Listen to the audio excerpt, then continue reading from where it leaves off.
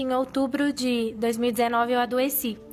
E foi muito, assim, assustador, porque foi do nada. E quando eu fui tomar banho, eu tirei a roupa e eu assustei, porque eu tava cheia de hematomas. Parecia que eu tinha sido atropelada.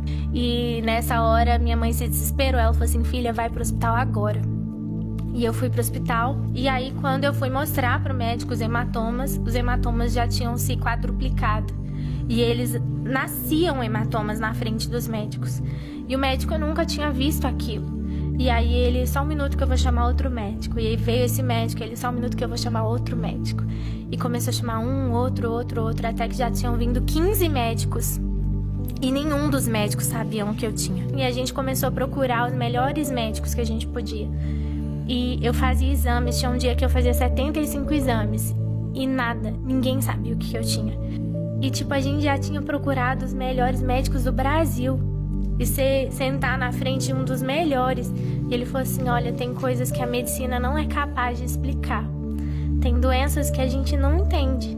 E o que a gente entendeu, a gente fez os exames mais tops, os mais avançados. E tudo consta como inconclusivo. Tem doenças que a medicina ainda não sabe que existe. E a gente não consegue explicar o que a filha de vocês tem. E aí a gente entrou no carro para voltar para Belo Horizonte, para procurar outro médico, ou hospital, ou qualquer coisa do tipo. E nisso que a gente foi voltar, o Senhor me deu uma visão. E nessa visão eu via o meu irmão pequenininho no consultório de um médico. E eu via o meu irmão entrando lá, meu pai e minha mãe, e a conversa acontecendo, e eu lia na porta o nome desse médico, Dr. Bernardo Gontijo. E de repente eu acordei da visão e o Espírito Santo falou assim comigo, você tem que ir nesse médico. E quando eu cheguei lá, ele é um médico de doenças raras. E só que nesse tempo, com tudo isso acontecendo, eu já decidi que eu ia voltar a viver normal, entendeu? Bem doida, né? E eu tomei essa decisão, falei, eu vou voltar a fazer o que Deus me mandou fazer, eu vou servir, eu tô doente, mas Deus continua curando, eu tô com problema, mas Deus resolve os problemas, porque não tem cura, Deus tem milagre. Com isso tudo, eu apresentei e ministrei e preguei o Congresso Moças Diante do Trono, profetizei cura para muitas jovens, orei por muitas jovens, porque eu entendo que não é porque eu tô doente que Deus não é um Deus que cura. Deus é independente como eu esteja. Ele sempre é. E nesse processo todo, eu recebo uma ligação de uma pastora de Manaus, de uma agenda que estava marcada, né, antes de eu adoecer. E ela falou assim, oi Lu, tudo bem? Eu tô ligando pra... Aí eu pensei, né, cancelar, Covid. Ela falou assim, pra confirmar. E aí eu tava pronta pra falar com ela, né, pastora? Infelizmente eu não vou poder ir e tudo. E aí quando eu fui falar com ela, o Espírito Santo falou assim comigo, você vai. E quando eu cheguei, essa é a parte mais linda. Quando eu cheguei, tinha uma salinha, sala pastoral, assim, né? O pessoal chama de sala VIP, mas eu não gosto desse termo. Aí tinha a sala ali e quando eu entrei, tinha um cara tomando soro na veia. O que eu achei que era soro na veia. E uma enfermeira. E eu falei assim, o senhor passou mal? E esse cara virou e falou assim, não, eu não passei mal, não. Eu tô fazendo minha última sessão de quimioterapia. Falei, quê?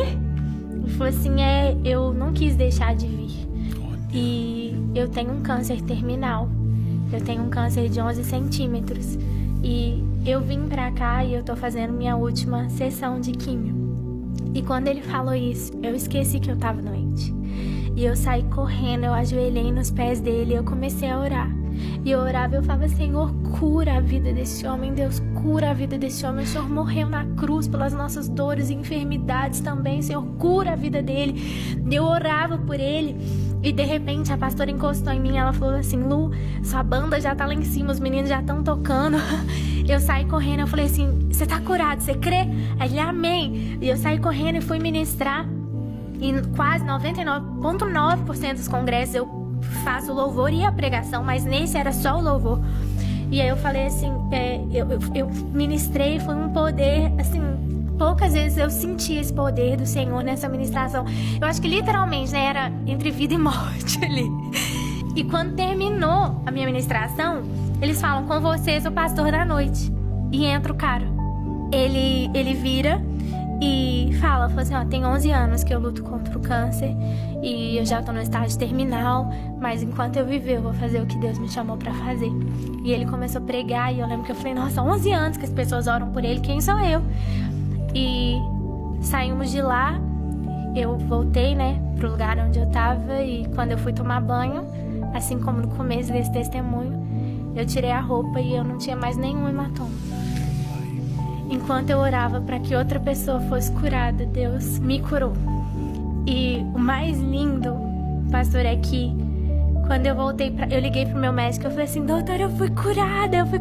E ele falou assim, olha, não tem como, você tá tomando seus antidepressivos? Ele tinha me dado pra eu entender a situação.